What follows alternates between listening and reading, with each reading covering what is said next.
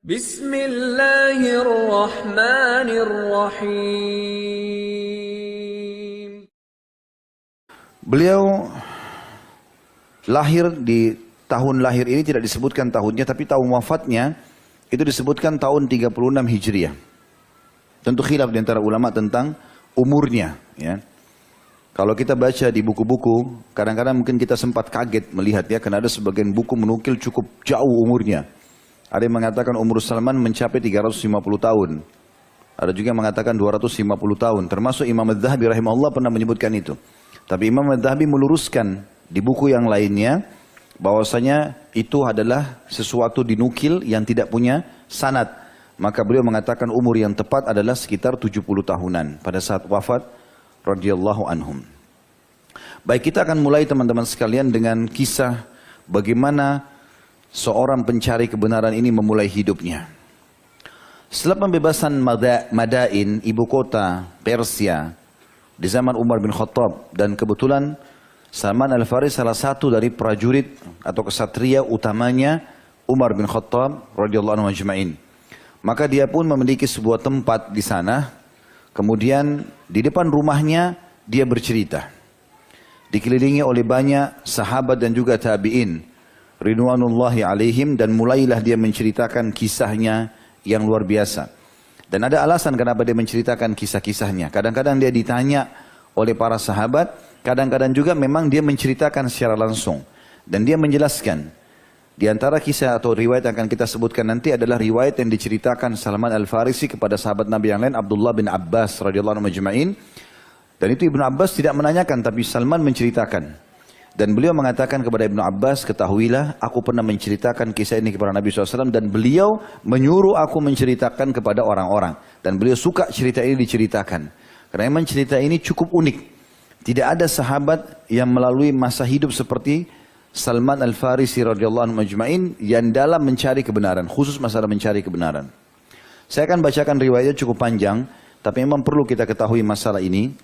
Salman berkata kepada Abdullah bin Abbas radhiyallahu anhu majma'in, dan juga kepada sahabat-sahabat Nabi yang lain yang ikut ke Persia pada saat itu dengan beberapa tabi'in. Aku adalah seorang lelaki Persia dari penduduk Asfahan. Jadi ada wilayah sampai sekarang masyhur, kota Asfahan. Tepatnya penduduk salah satu kampung Asfahan yang bernama Ji. Seperti itu saja, J-I, ya. Ayahku adalah kepala kampung di situ atau kepala suku, dan aku adalah makhluk Allah yang paling dicintainya. Begitu besarnya cintanya kepadaku sampai-sampai ia mengurungku di rumah, layaknya seorang gadis perawan yang dipingit. Lalu aku bersungguh-sungguh dalam mempelajari agama Majusi, penyembah api, hingga menjadi orang yang mengurusi api sesembahan dan menyalakannya, tanpa membiarkannya padam walau sesaat pun, dan ayahku memiliki lahan yang besar. Sampai sini saya tanggapi dulu. Jadi sebagian buku juga menukil kalau ayahnya Salman memang adalah pendetanya Majusi. Dia memang penyembah api. Dan dia mengkader anaknya untuk menjadi itu. Supaya anaknya tidak terpengaruh dan hanya fokus di situ, maka dikurunglah di rumah. Dan kerjanya hanya ikut sama ayahnya setiap hari pergi ke tempat pembakaran api. Dia bakarin, ditambahin kayu bakar supaya lebih besar. Kemudian menerima tamu-tamu yang untuk menyembah api tersebut. Lalu kemudian dia katakan, suatu hari ayahku sempat sibuk di bangunan miliknya, lalu berkata kepadaku, wahai anakku, sesungguhnya aku sibuk dengan pembangunan gedung ini atau gedung hari ini, mau bangun bangunan, hingga tidak sempat mengurusi lahan milikku. Ada lahan luas, ada kebun-kebunnya, ada hewan-hewan ternaknya. Pergilah ke sana, tengoklah. Pertama kali ayahnya Salman suruh Salman keluar. Biasanya cuma ke tempat lain. Biasanya cuma dari rumah ke tempat sembahan api. Itu saja kerjanya. Dikawasi sama ayahnya ketat sekali. Dari pagi keluar ditemani terus sampai pulang lagi ke rumah ditemani terus. Baru kali itu pertama kali dia dibolehkan oleh ayahnya untuk menengok lahan. Ya. Lalu ia menyuruhku mengurusi sebagian apa yang diinginkannya di sana.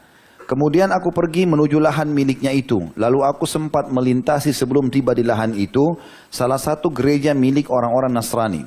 Di dalamnya aku mendengarkan suara mereka yang sedang melakukan ritual ibadah.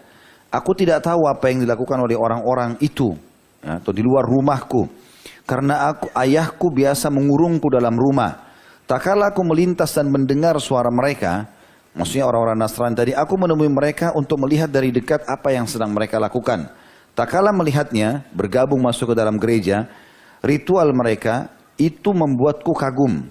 Lalu aku tertarik dengan urusan mereka itu dan berkata pada diriku, demi Allah, waktu itu sebenarnya ini dia diceritakan setelah Islam. Zaman dulu dia mengatakan demi Tuhan, ya. Dia menganggap api Tuhannya. Ini lebih baik dari agama yang kami peluk. Ya. Demi Tuhan aku tidak meninggalkan mereka hingga matahari terbenam. Ya, tapi Salman Al-Farisi karena seorang Islam dia mengatakan demi Allah aku tidak tinggalkan gereja pada saat itu sampai matahari terbenam. Dari pagi mereka ritual sampai malam. Aku tidak mendatangi lahan milik ayahku, namun sebaliknya aku masuk ke dalam gereja dan bertanya, dari mana asal agama ini? Mereka menjawab, dari negeri Syam.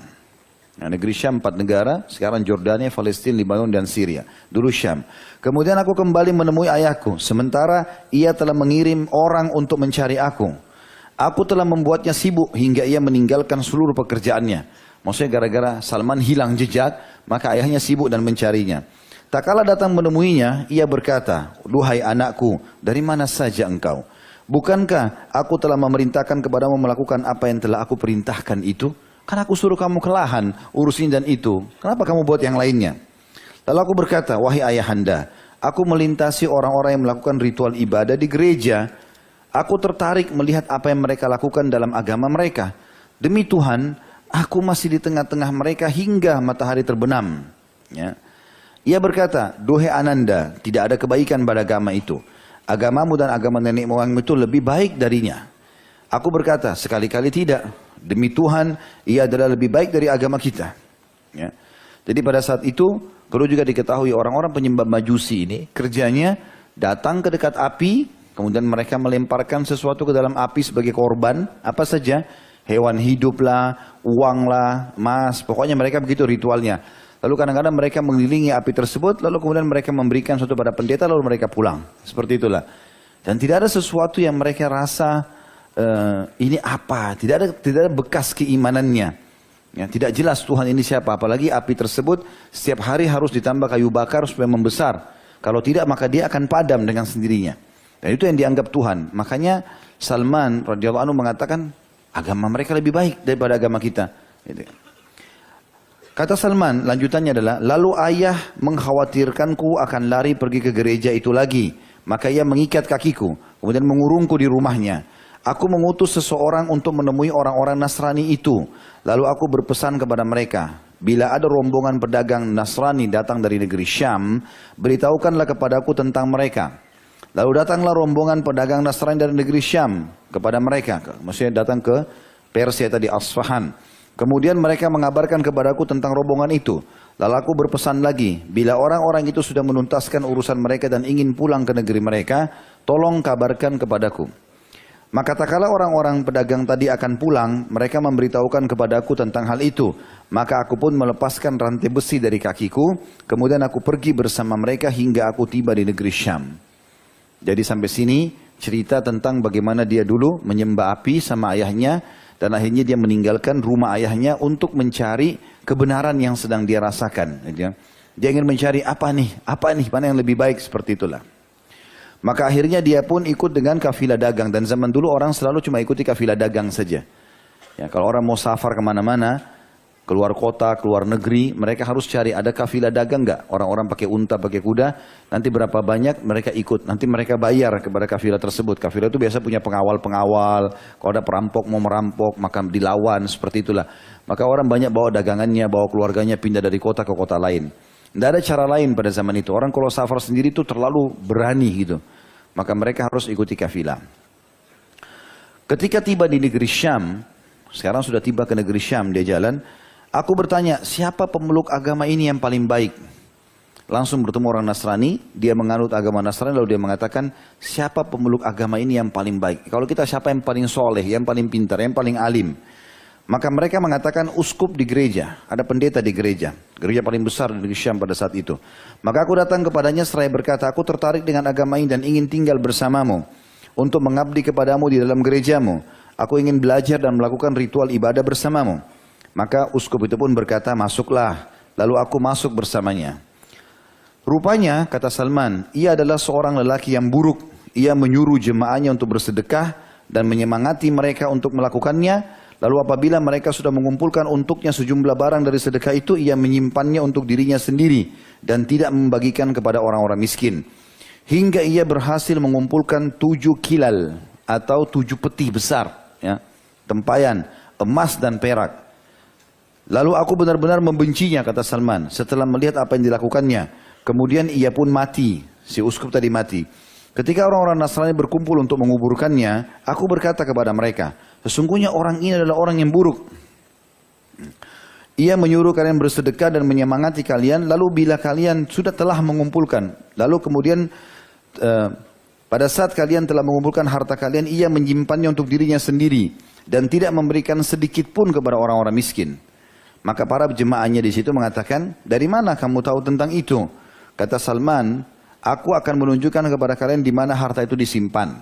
Lalu mereka berkata, tolong tunjukkan kepada kami. Lalu aku menunjukkan kepada mereka lokasinya. Kemudian mereka keluar dari tempat tersebut, mereka mengeluarkan dari tempat sembunyian tersebut sebanyak 7 kilal atau 7 peti emas dan perak. Tak kala melihat hal tersebut, mereka mengenal uang-uang mereka dan harta mereka. Mereka berkata, demi Allah sekali-kali kami tidak akan menguburkannya. Lalu mereka menyalipnya dan melemparinya dengan batu.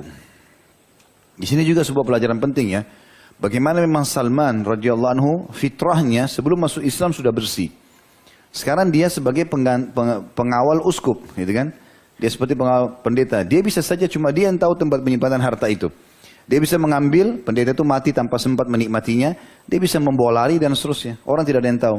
Tapi kejujuran membawanya pada hal tersebut. Dia pun mengatakan ada di sini, ambillah ini punya kalian. Dia tidak minta sedikit pun. Setelah itu, orang-orang mendatangkan pendeta lain dan mengangkatnya untuk menggantikan uskup tersebut.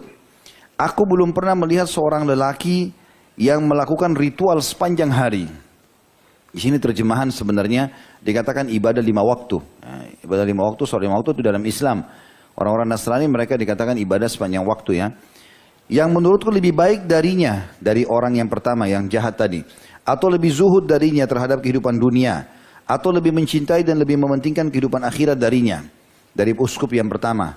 Baik di siang maupun di malam hari. Karena itu aku amat mencintainya. Dengan kecintaan yang belum pernah aku berikan kepada orang lain sebelumnya. Lalu aku tinggal bersamanya untuk waktu yang cukup lama. Kemudian tibalah saat kematian menjemputnya. Jadi pendeta yang kedua sekarang juga mati. Lalu aku berkata kepadanya sebelum ia meninggal, wahai fulan, sesungguhnya aku telah bersamamu dan aku mencintaimu dengan kecintaan yang belum pernah aku curahkan kepada orang lain sebelummu. Seperti yang kau lihat saat ini telah datang kepadamu ketentuan Allah. Kau sudah sakit keras dan akan mati. Maka kepada siapa engkau wasiatkan agar aku mengikutinya? Lalu apa yang engkau perintahkan kepadaku? Maka pendeta itu mengatakan, wahai anakku, demi Allah aku sekarang tidak tahu siapa yang masih menjalankan agama sepertiku. Orang-orang telah mati, lalu merubah dan meninggalkan kebanyakan ajaran yang dulu mereka amalkan. Kecuali seorang laki-laki di Mosul. Dan Mosul nama sebuah kota di Irak. Ya. Dan dia jauh ini. Jadi perlu kita ketahui, ya, kalau misalnya handphone ini digambarkan Jazirah Arab. Maka di utara Jazirah bagian atas itu negeri Syam, ya. Palestina, Jordania, Lebanon, Syria. Irak itu ada di timurnya, ya. Perjalanan jauh ini. Perjalanan bisa 1 bulan pakai kuda pada zaman itu, jauh sekali. Apalagi Mosul ini salah satu kota terpencil di Irak. Jadi daerah timur, dia dari utara ke daerah timur. Tapi pendeta ini bilang, saya tidak tahu lagi ada orang yang saya bisa rekomendasikan kecuali satu orang pendeta seperti saya yang mungkin dia masih soleh, masih baik. Dia menjalankan apa adanya yang tersebutkan dalam Injil. Di Mosul. Maka temuilah dia. Ia masih mengamalkan apa yang aku amalkan.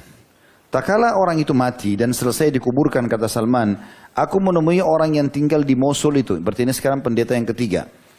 Ketika bertemu aku berkata kepadanya, wahai fulan, sesungguhnya si fulan yang ada di negeri Syam telah berpesan kepadaku saat menjelang ajalnya agar aku menemuimu. Lalu memberitahukan kepadaku bahwa engkau masih menjalankan ajaran agama seperti dirinya. Orang itu berkata kepadaku, tinggallah bersamaku. Maka aku pun tinggal bersamanya. Aku mendapatinya sebagai sebaik-baik orang yang masih menjalankan ajaran agama sebagaimana temannya. Berarti pendeta kedua baik seperti pendeta ketiga sama dengan pendeta kedua. Yang satu tadi kan memang jahat mengambil orang-orang gitu ya. Selang beberapa lama ia pun mati. Pendeta yang ketiga sekarang mati. Tak kala maut akan menjemputnya, aku berkata kepadanya, wahai fulan, sesungguhnya si fulan telah berpesan kepadaku agar mengambil agama darimu. Kemudian ia memerintahkanku untuk menemuimu. Sekarang telah tiba sebagian dari ketentuan Allah sebagaimana yang engkau lihat. Karena itu kepada siapa engkau berpesan agar aku menemuinya? Dan apa perintahmu kepadaku? Ia menjawab, wahai anakku, demi Allah aku tidak mengetahui ada orang yang masih menjalankan ajaran agama sepertiku, kecuali seorang laki-laki yang berada di Nasibain, yaitu si fulan, maka temuilah dia. Nasibain juga di negeri masih Persia, ya, sekitar dekat Persia, maka dia bilang pergilah ke sana. Masih masuk wilayah Irak tapi di pesisiran. Temui dia. Ini berarti sudah pendeta yang keempat ditemuinya. Tak kala ia mati dan selesai dikuburkan dari pendeta yang ketiga ya. Aku pun pergi menemui pendeta yang keempat yang di Nasibain itu. Lalu aku datang kepadanya dan mengabarkan kepadanya berita tentangku dan apa yang telah diperintahkan tentang temanku. Ia berkata, baiklah, tinggallah bersamaku. Aku pun tinggal bersamanya dan mendapatinya sebagai orang baik dan taat beragama. Jadi sudah 3 pendeta ditemui baik. Cuma satu tadi yang pertama yang tidak baik. Sebagaimana kedua temannya, sungguh aku tinggal bersama sebaik-baik orang. Demi Allah tak lama setelah itu ia pun dijemput oleh kematian. Tak kala ajalnya menjelang datang, aku berkata kepadanya, wahai fulan, sesungguhnya si fulan telah berpesan kepadaku agar menemui si fulan. Nah, kemudian si fulan berpesan kepadaku agar menemuimu. Lalu kepada siapa engkau berpesan agar aku menemuinya dan apa yang engkau perintahkan kepadaku? Maka pendeta itu menjawab, wahai anakku, demi Allah kami tidak mengetahui ada seseorang yang masih menjalankan agama seperti kami ini, agar aku dapat memerintahkanmu untuk menemuinya selain ada seorang laki-laki di daerah Amuriyah, nah, juga masih di wilayah sekitar situ. Sesungguhnya ia masih dalam kondisi yang sama dengan kami. Jika engkau mau, datangilah ia, sebab dia atau ia menjalankan apa yang kami jalankan. Tak kala orang itu meninggal, pendeta yang keempat meninggal, maka dan dikuburkan, aku menemui orang yang di Amuriyah, berarti pendeta yang kelima sekarang. Ketika bertemu aku kabarkan kepadanya tentang diriku, maka ia berkata, tinggallah bersamaku. Lalu aku pun tinggal bersama orang yang berada di atas petunjuk dan ketaatan beragama seperti para sahabatnya. Jadi sudah dari 5 pendeta, 4 orang baik-baik, cuma satu yang pertama tadi yang buruk. Kemudian aku bekerja hingga memiliki sejumlah sapi dan kambing. Lalu tibalah ajalnya si pendeta yang kelima tadi. Ketika ajalnya tiba, aku berkata kepadanya, wahai fulan, sungguhnya aku dulu bersama si fulan. Lalu dia berpesan kepadaku agar menemui si fulan yang berada di Mosul. Kemudian dia berpesan kepadaku agar menemui si fulan yang berada di Nasiban atau Nasibain. Setelah itu dia berpesan kepadaku untuk agar menemuimu. Maka kepada siapa lagi yang kau wasiatkan agar aku menemuinya dan apa yang kau perintahkan kepadaku? Maka pendeta itu pun berkata, wahai anakku, demi Allah aku tidak tahu ada seorang manusia pun yang masih menjalankan ajaran yang kami jalankan ini, sehingga aku memerintahkanmu untuk mendatanginya. Akan tetapi telah tiba padamu sebuah zaman. Sekarang ini saatnya di mana seorang nabi akan diutus dengan membawa ajaran Ibrahim. Ya. Ia akan muncul di tanah Arab, lalu hijrah ke tanah yang berada di antara Harratain atau 2 bukit berbatu, maksudnya Madinah. Yang di antara keduanya terdapat banyak pohon-pohon kurma. Ia memiliki tanda-tanda yang tidak tersembunyi, memakan dari harta pemberian atau hadiah dan tidak memakan dari harta sedekah. Di antara kedua bahunya ada khatam atau cap kenabian. Jika kamu mampu mendatangi negeri itu, maka lakukanlah. Kemudian ia mati dan dikuburkan, lalu aku tinggal di Amuriyah selama sekian lama. Sebagaimana yang Allah kehendaki. Jadi di sini dia tidak sebutkan berapa tahun semua histori hidupnya ini, tapi dia ceritakan secara umum. Kemudian melintaslah sejumlah pedagang dari Bani Kalb. Ini suku Arab yang ada di Mekah sebenarnya, gitu kan? Lalu aku berkata kepada mereka, maukah kalian membawaku ke Jazirah Arab atau tanah Arab? Sebagai imbalannya aku akan memberikan kepada kalian semua sapi-sapi dan kambing-kambingku ini. Maka mereka menjawab, iya. Lalu aku memberikannya kepada mereka dan mereka pun membawaku bersama mereka. Hingga bila mana tiba di Wadi Al-Qura. Jadi sudah lembah dekat dengan Mekah sebenarnya. Mereka berbuat zalim kepadaku dengan menjualku kepada seorang Yahudi sebagai budak. Maka aku pun berada di dalam kekuasaannya. Ketika melihat pohon-pohon kurma, aku berharap inilah negeri yang telah disebutkan oleh sahabatku dulu. Namun di dalam hati aku masih belum membenarkannya. Tak kala aku berada di sisi orang Yahudi itu, datang putra pamannya dari Bani Quraidah di Madinah. Jadi suku Yahudi Quraidah di Madinah yang memang nanti berkhianat ya, di perang Ahzab. Lalu ia membeliku darinya dan membawaku ke sana. Demi Allah, begitu aku melihatnya, maksudnya melihat Madinah, tahulah aku bahwa itu adalah Madinah. Dengan ciri yang disebutkan sahabatku dulu, maka tinggallah aku di sana.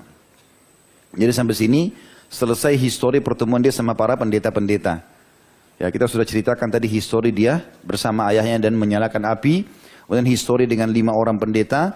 Pendeta terakhir mewasiatkan dia untuk mengimani risalah Nabi Muhammad SAW. Jadi kan.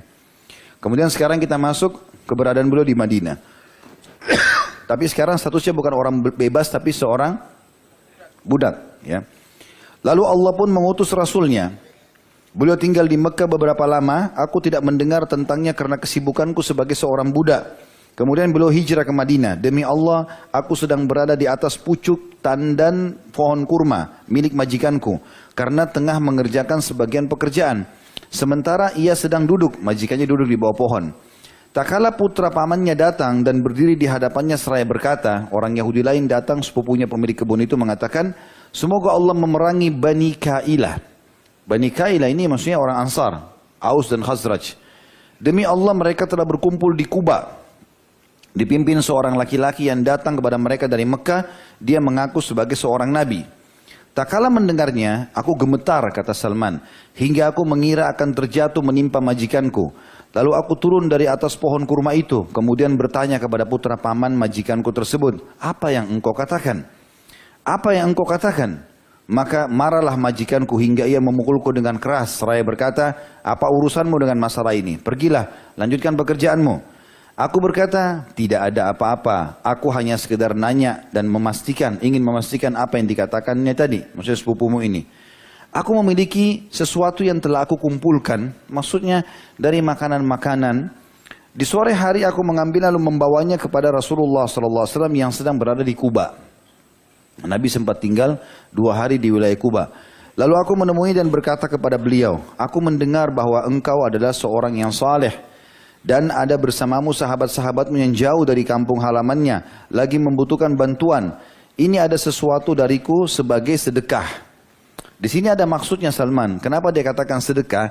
Karena dia mengingat pendeta terakhir yang mewasiatkan dia ketemu dengan Nabi SAW. Dia bilang, Nabi itu tidak makan sedekah. Tapi dia mengambil hadiah. Kapan orang bilang sedekah, Nabi nggak akan makan. Tapi kalau dia bilang hadiah, maka Nabi makan. Sengaja dia mengatakan ini sebagai sedekah. Aku melihatmu lebih pantas mendapatkan daripada orang lain. Lalu aku mendekatkannya kepada beliau. Kemudian beliau berkata kepada para sahabatnya, makanlah. Tetapi beliau sendiri menahan tangannya dan tidak makan. Aku lalu berkata dalam hatiku, ini adalah tanda pertama. Kemudian aku meninggalkannya. Lalu aku kembali mengumpulkan makanan lagi, sesuatu dari makanan. Setelah itu Rasulullah SAW 2 hari kemudian pindah ke kota Madinah. Karena Kuba waktu itu masih dianggap di luar Madinah. Masuk ke Madinah untuk membangun Masjid Nabawi. Kemudian aku membawa sesuatu untuknya seraya berkata, sungguhnya aku melihatmu tidak memakan dari harta sedekah. Dan ini hadiah sebagai penghormatanku kepadamu. Ternyata Rasulullah SAW berkenan memakan atau makan darinya dan menyuruh para sahabatnya ikut makan bersamanya. Aku berkata dalam hati, ini adalah tanda yang kedua. Kemudian aku datang kepada Rasulullah SAW saat beliau berada di Baqi Al-Gharqad. Atau di kuburan para sahabat atau penduduk Madinah, ya namanya Baqi. Beliau mengantarkan jenazah salah satu sahabatnya. Beliau memakai 2 buah mantel miliknya dan duduk di tengah para sahabatnya. Lalu aku memberikan salam kepadanya. Kemudian aku memutar ke belakang untuk melihat punggung beliau. Apakah aku dapat melihat khatam atau stempel atau cap seperti yang disebutkan oleh sahabatku? Maksudnya uskup tadi atau pendeta yang terakhir. Tak kala Rasulullah SAW melihatku berputar atau memutar ke belakangnya, tahulah beliau bahwa aku sedang menyelidiki dan mencari kepastian tentang sesuatu yang disebutkan kepadaku. Maka beliau menurunkan selendangnya atau mantelnya dari punggung beliau, sehingga aku melihat khatam itu. Maka tahulah aku siapa dia, lalu aku mendekap seraya menciumnya dan menangis. Dan pada saat itulah Salman syahadat. Ya. Maka Rasulullah SAW berkata kepadaku, beranjaklah.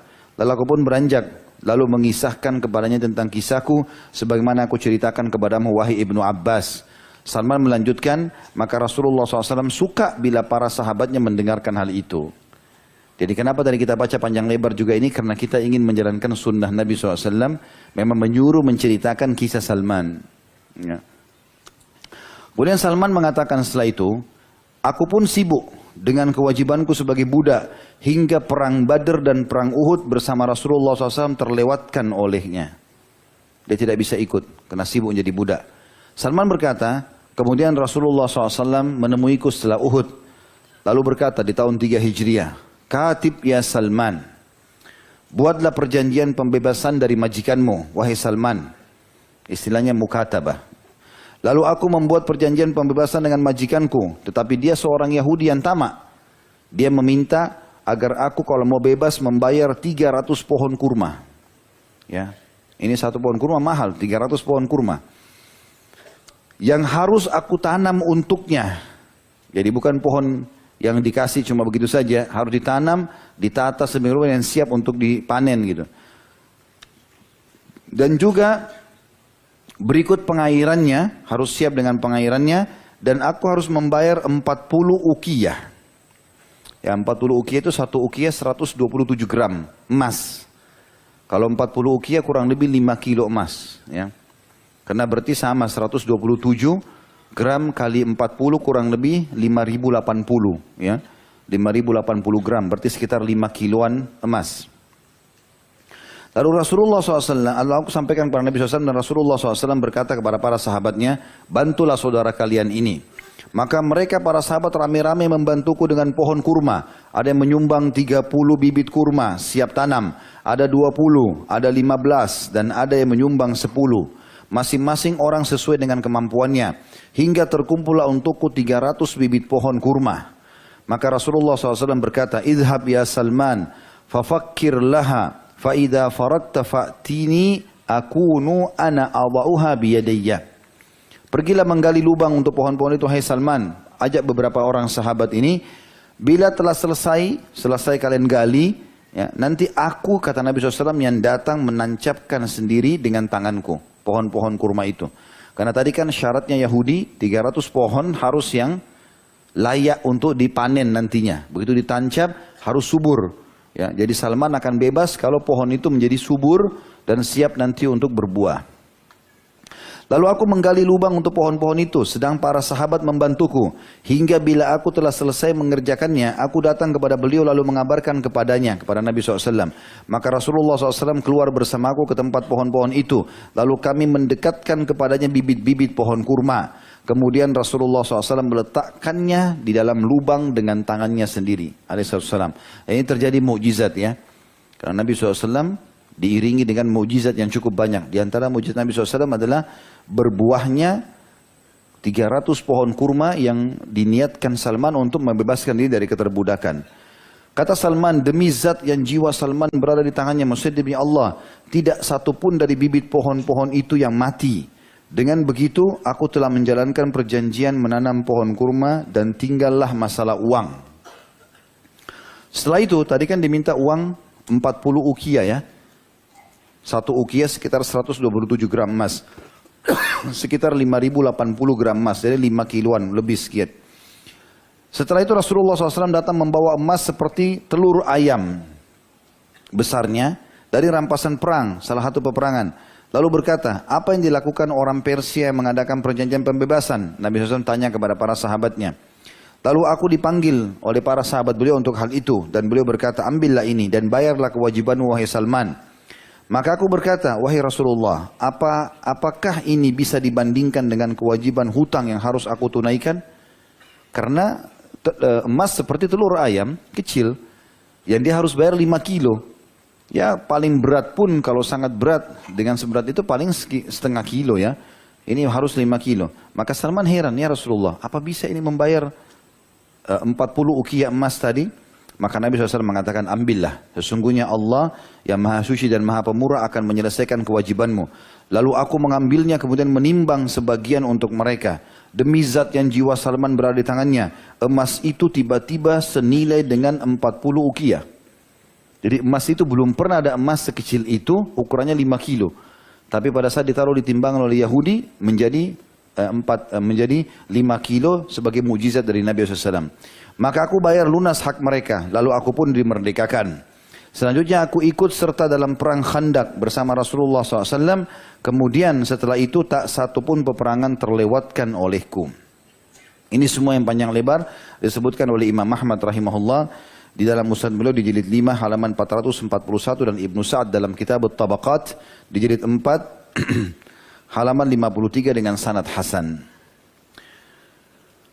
Betapa hal itu, kata penulis di sini, merupakan perjalanan yang panjang dalam pencarian kebenaran dan hakikat.